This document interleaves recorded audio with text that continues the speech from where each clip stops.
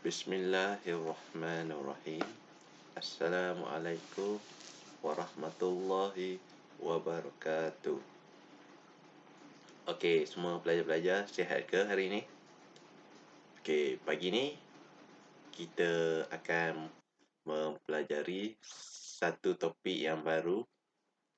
Okey, hari ini cikgu akan menunjukkan 4 buah bendera, iaitu cikgu akan kaitkan 4 buah bendera ini dengan topik yang ingin kita belajar dalam pada pagi ini. Okey. Sebelum tu, cikgu nak tanya, kamu faham ke topik yang pada minggu lepas yang bab 6 tentang kegemilangan Kesultanan Johor Riau? Kalau kamu semua dah faham, okey. Bagus kalau macam tu. Okey, hari ini kita akan masuk tajuk baru, iaitu bab 7.1 pengasasan. Okey. Yang pertama sekali, cikgu nak tunjuk 4 gambar, iaitu mewakili 4 buah negeri. Okey, kalau pelajar-pelajar boleh lihat di skrin cikgu ni, cikgu menunjukkan 4 buah negeri. Okey. Ni negeri apa? Yang pertama sekali, negeri Terengganu. Okey. Terengganu, dia punya ibu negeri iaitu apa? Kalau pelajar-pelajar tahu. Okey, betul. Kuala Terengganu. Yang kita boleh tengok sekarang, Kuala Terengganu memang cantik sekarang ni. Dan banyak tempat-tempat yang menarik seperti pantai dan makanan yang sedap seperti keropok leko. Okey. Yang seterusnya, ni negeri apa? Yang kedua ni. Yang kedua ni, negeri Selangor. Okey, negeri Selangor, apa dia punya ibu negeri? Okey, betul. Shah Alam. Okey, kalau kita tahu, Selangor ni merupakan bandar atau pusat pelancongan pelancongan untuk rakyat Malaysia ni. Dia banyak mall dan seterusnya dia banyak lagi dalam pelancongan. Okey, gambar yang ketiga ni, gambar negeri apa? Gambar negeri Pahang. Pahang Darul Makmur. Okey, kat sini siapa keluarga dia atau ibu bapa dia lahir di Pahang?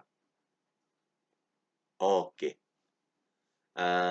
Kalau kamu tahu, ibu negeri Pahang apa? Ibu negeri Pahang iaitu Kuantan, Pahang. Okey. Kuantan, Pahang ni juga merupakan tempat pusat pelancongan. Dia banyak taman-taman negara lah. Kerana Kuantan ni merupakan negeri yang terbesar di semenanjung Malaysia. Dia banyak kawasan-kawasan hutan simpan. Dan kedua, dia mempunyai kawasan Felda yang terbesar di Malaysia. Kerana di situ dahulunya Perdana Menteri kita yang kedua, iaitu Tun Abdul Razak, telah membuat Felda secara besar-besaran. Okey. Yang terakhir ni, negeri apa? Okey. Yang terakhir ni, negeri kelahiran kita lah. Negeri Perak, Darul Rizwan. Okey. Perak ni ibu negeri dia apa? Ibu negeri dia iaitu Ipoh, Perak. Dia Ipoh pun sekarang ni memang banyak pusat-pusat perniagaan yang boleh kita membeli belah. Dan kat situ pun ada tempat-tempat istana dan okey, apa yang cikgu nak kaitkan topik kita pada hari ini yang kita ingin belajar, iaitu 4 buah negeri ni kita akan belajar pengasasan Kesultanan Pahang, Perak, Terengganu dan juga Selangor. Okey, itu kita akan belajar pada hari ini ya. Okey, kita akan belajar topik pada hari ini. Kita akan belajar 7.1, iaitu pengasasan Kesultanan Pahang, Perak, Terengganu dan juga Selangor. Okey, pertama sekali kita akan tengok Kesultanan Pahang. Okey, Pahang yang kita tahu negeri semenanjung yang terbesar di Malaysia. Okey, oleh itu dia ada sejarah pengasasan kesultanan. Yang mana dari yang kita tahu Kesultanan Pahang ni pada abad ke-15, Pahang merupakan sebahagian wilayah naungan Kesultanan Melayu Melaka. Sri Bija Diraja dilantik sebagai wakil untuk mentadbir Pahang. Okey, yang kita tahu kebanyakan negeri-negeri di semenanjung Malaysia ni bermula pengasasan kesultanan ni memang bermula daripada Kesultanan Melayu Melaka. Kerana Kesultanan Melayu Melaka ni dari sejak awal lagi ada di tanah kita ini. Okey, seterusnya Raja Mahmud berangkat dari Melaka ke Pahang diiringi oleh golongan bangsawan Melaka. Mereka telah dilantik sebagai bendahara, penghulu bendahari,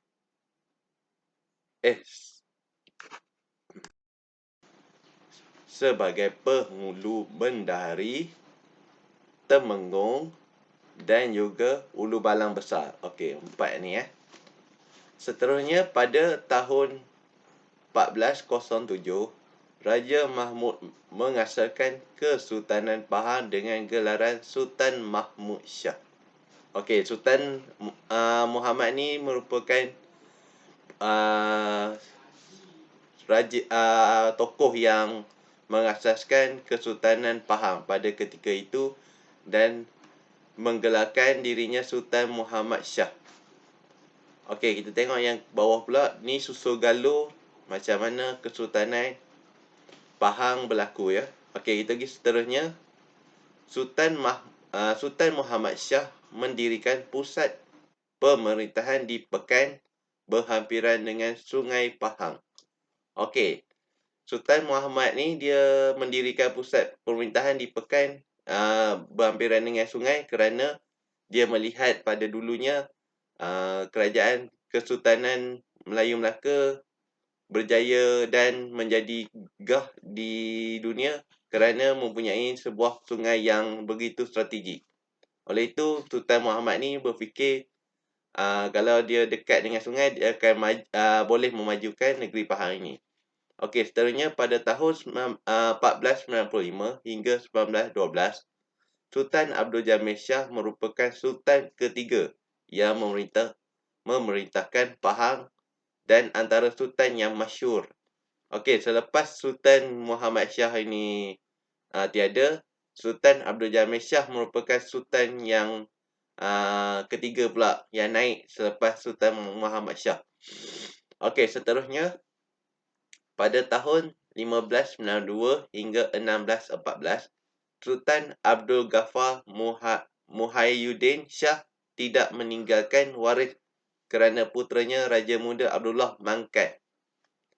Okey, Sultan Ghaffur ni dia tak ada waris dan kerana anak dia Raja Muda Abdullah telah mangkat.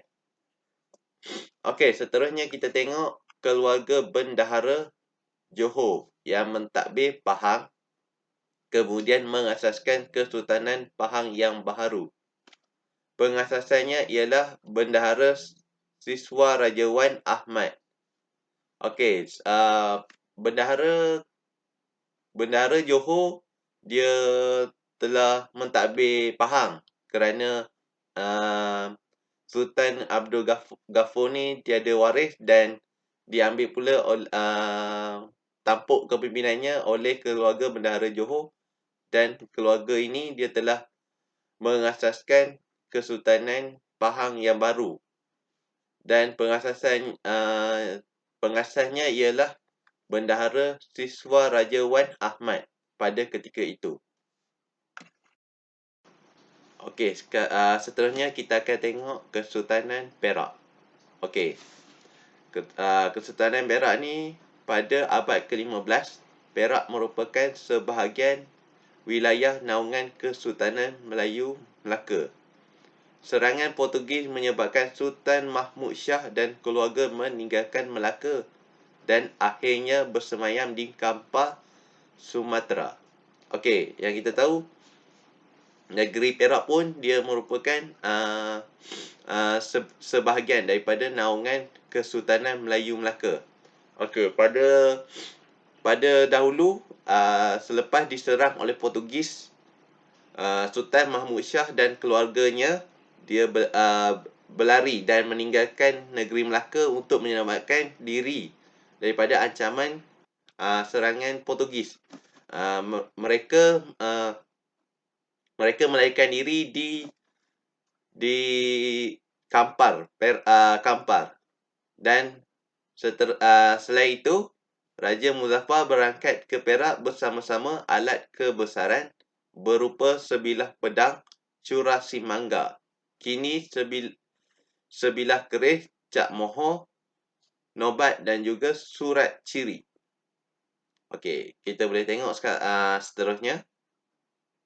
Pada tahun 1528, Raja Muzaffar mengasaskan Kesultanan Perak dengan gelaran Sultan Muzaffar Shah.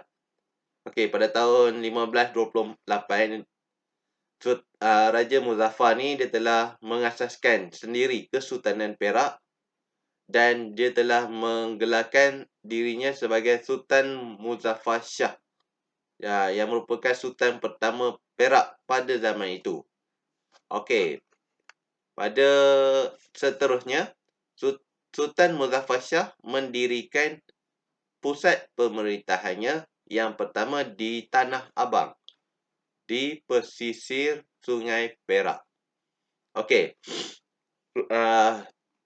Sultan Muzaffar ni pun dia telah mengambil satu pendekatan yang mana Kesultanan Melayu Melaka. Dia membuat pusat pemerintahan di pesisir sungai kerana sungai ini begitu penting pada zaman itu untuk aktiviti pelabuhan, perdagangan dan boleh menjadi sumber makanan.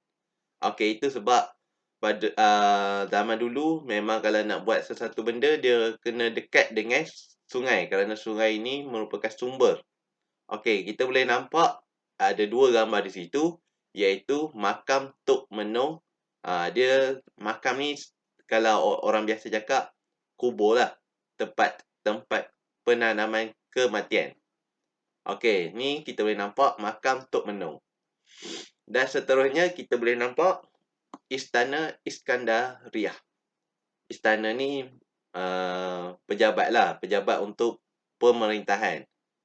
Ni pusat pemerintahan untuk golongan raja lah, istana ni. Okey, ini dua gambar ni merupakan ada di negeri Perak. Okey, seterusnya kita pergi kepada Kesultanan Terengganu. Okey, yang boleh kita nampak ni, dua gambar ni. Yang pertama kita nampak Istana Mazariah. Dan istana ni tempat pemerintahan Kesultanan Terengganu lah. Okey, seterusnya kita nampak gambar ni Sultan Zainal Abidin ketiga. Okey, ni merupakan Sultan Terengganu. Okey, kita pergi pada cara pengasasan Kesultanan Terengganu. Okey, pada tahun 1708, Sultan Abdul Jalil menganugerahkan Terengganu kepada Tuan Zainal Abidin yang juga merupakan putera angkat Raja Patani yang digelar Nan Chayam, iaitu Raja Kuning. Okey, pada tahun seterusnya Tun Zainal Abidin berangkat ke Terengganu diiringi oleh 80 orang keluarga Patani dan beberapa orang tokoh agama seperti Wahid Wan Imam, Mahmud dan Cik Buang. Okey, Seterusnya, pada tahun 1708, Tun Zainal Abidin mengasaskan Kesultanan Terengganu dengan gelaran Sultan Zainal Abidin yang pertama. Okey, Tun Zainal Abidin ni dia merupakan individu pertama yang mengasaskan Kesultanan Terengganu dan dia menggelarkan dirinya sebagai Sultan Zainal Abidin yang pertama kerana dia merupakan orang pertama yang mengasaskan Kesultanan Terengganu. Okey, seterusnya Sultan Zainal Abidin mendirikan pusat pemerintahan yang pertama di Tanjung Baru iaitu Kuala Berang. Okey, selepas dia menjadi seorang sultan, dia telah membuka pusat pemerintahannya sendiri yang pertama di Tanjung Baru, Kuala Berang. Kerana untuk memudahkannya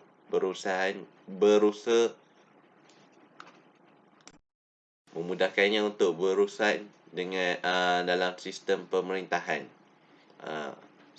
Dan yang terakhir sekali, pada tahun 1881 hingga 1918, Sultan Zainal Abidin merupakan Sultan Terengganu yang masyhur. Antara sumbangan penting baginda termasuklah penggubalan undang-undang bagi diri kerajaan Terengganu yang dikenali sebagai Itikad Al-Muluk Bil Al-Dil Al-Suluk. Okey, Sultan Zainal Abidin yang pertama ni dia merupakan sultan yang paling masyhur sekali pada zaman tu kerana dia merupakan pemerintah yang pertama yang ada di Terengganu. Dan sumbangan dia telah menggubal undang-undang bagi diri kerajaan Terengganu untuk memudahkan hal-hal berkaitan dengan pentadbiran. Okey, yang terakhir sekali kita boleh lihat Kesultanan Selangor.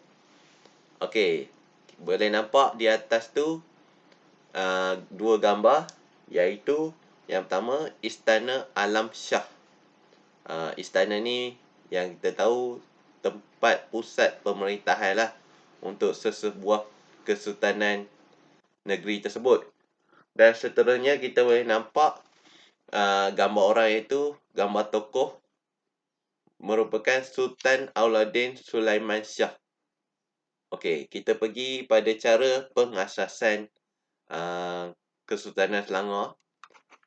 Okey, pada tahun 18 Daeng Chelak yang berketurunan Bugis menjadi yang di-Pertuan Muda Kesultanan Johor Riau. Selangor merupakan sebahagian muda Kesultanan Johor Riau. Okey, seterusnya Sultan Mahmud Shah telah menabalkan Raja Lumu sebagai Sultan Selangor dan dianugerahkan Nobat dan Cok Mohor. Okey. Sultan yang pertama di Selangor iaitu Raja Lumu yang telah ditabalkan oleh Sultan Mahmud Shah. Dan Raja Lumu ni dianugerahkan Nobat dan juga Cak Mohor. Dua benda ni merupakan alat kebesaran lah untuk memberitahu yang baginda tu merupakan sultan. Okey, seterusnya Raja Lumu mengasaskan Kesultanan Johor dengan gelaran Sultan Salehuddin Shah. Okey, Raja Lumu ni merupakan pengasas Kesultanan Selangor. Dan baginda telah menggelarkan dirinya sebagai Sultan Salehuddin Shah.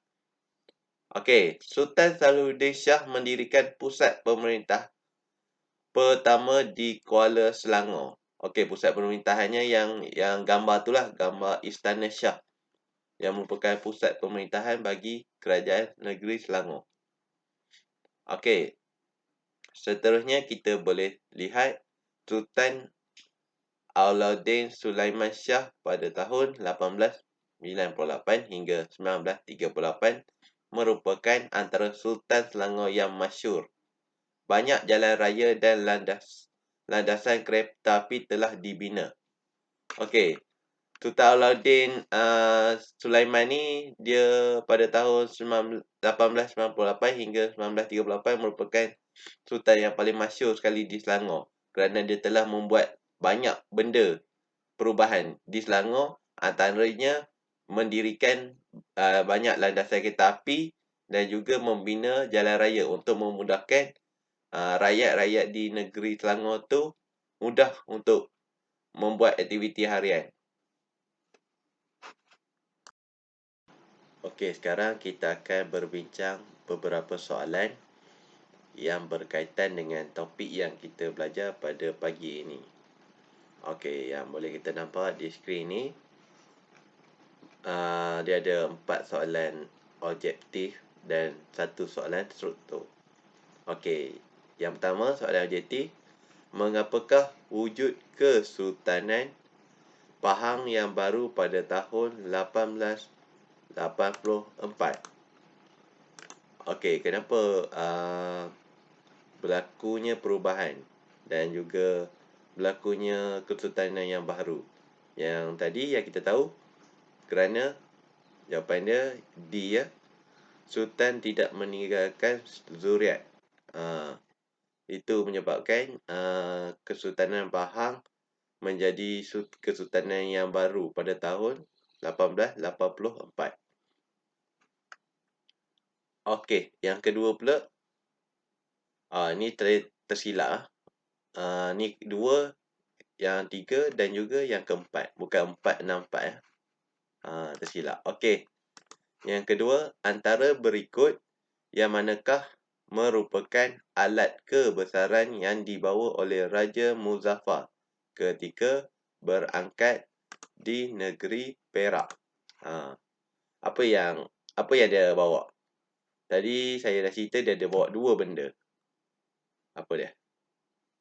Okey, jawapannya ialah C, iaitu Nobat, dan yang kedua pedang curasi Majapahit.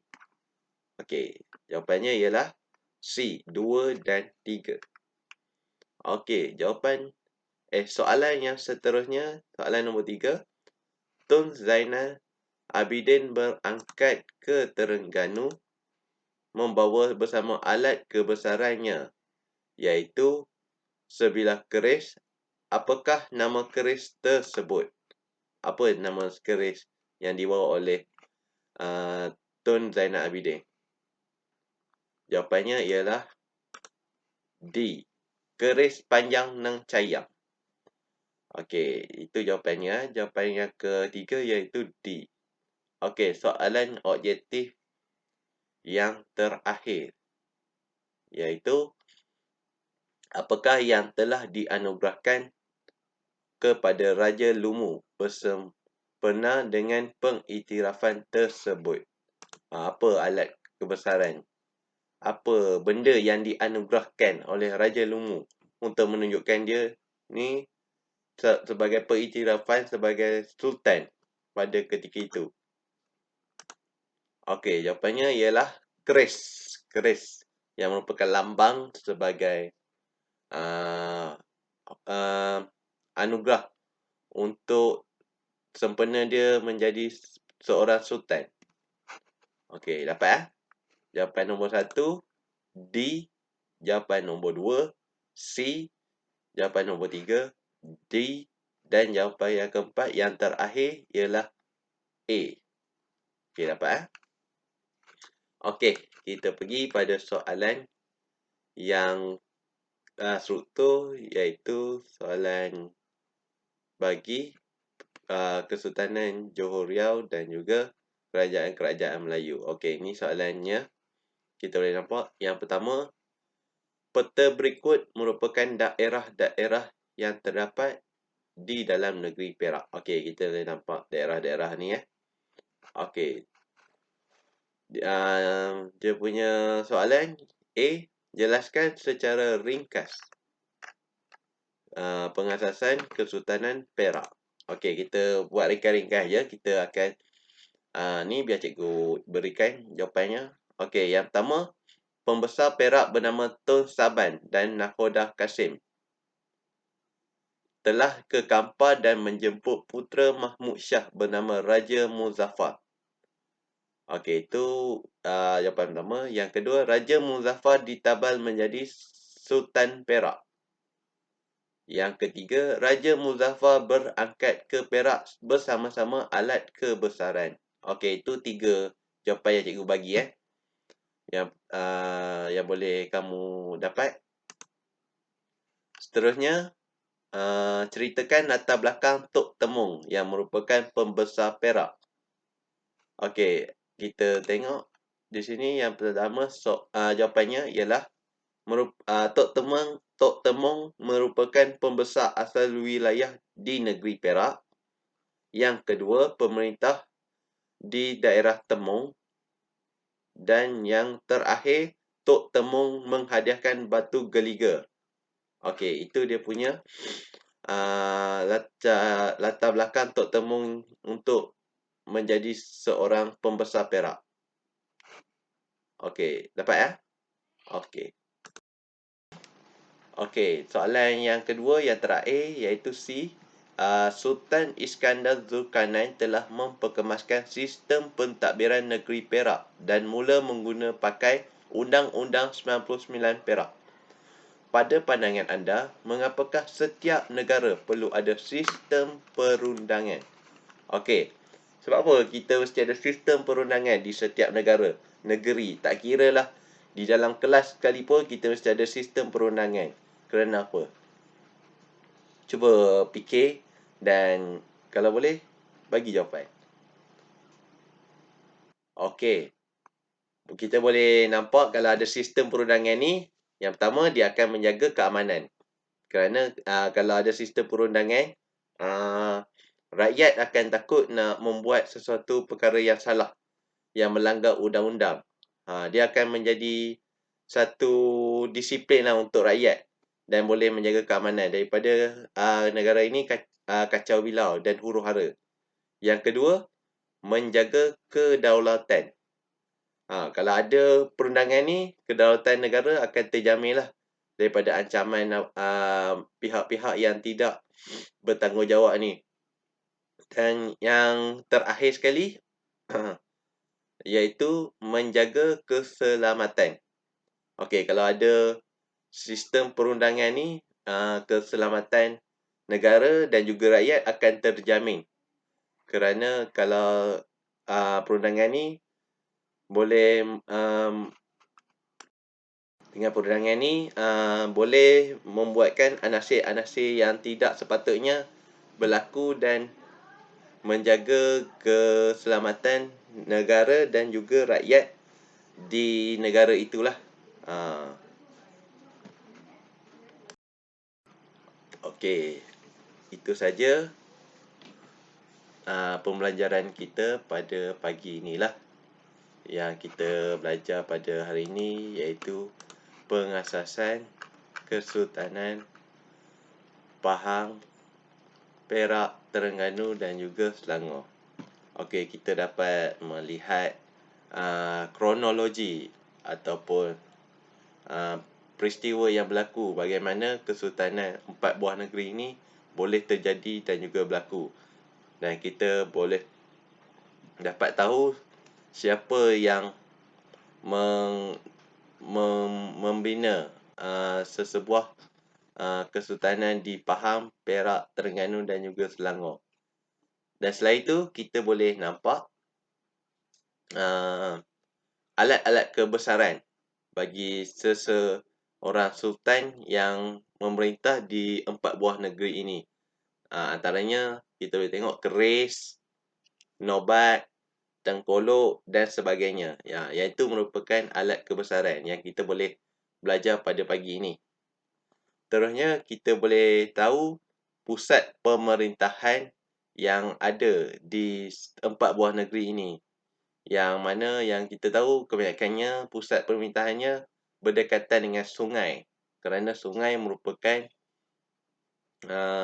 benda yang paling penting pada zaman tu Sungai itu merupakan sumber ekonomi untuk ataupun sumber makanan dan sebagainya. Okey, seterusnya kita belajar pada pagi ini juga kita dapat tempat-tempat dan juga istana yang ada di negeri-negeri tersebut. Yang mana istana ni merupakan pusat pemerintahan ataupun pejabat lah kalau kita sekarang ni untuk mentadbir negeri tersebut. Yang mana setiap negeri mempunyai istana-istana untuk memudahkan sultan tu berurusan tentang tentang hal-hal berkaitan dengan urusan kerajaan negeri itu. Okey. Dapat semua pelajar pada pagi ni? Okey. Kalau dapat, cikgu harap apa yang kita belajar pada pagi ni dapat membantu dan juga memberikan kita berasa bersyukur kerana kita pada zaman ni kita dapat melihat bagaimana cara-cara pengasasan yang ada pada zaman dahulu untuk memberikan negeri tersebut menjadi negeri yang maju pada ketika ini. Okey, dapat semua? Cikgu harap apa yang cikgu ajar pada pagi ni dapat memberi manfaat dan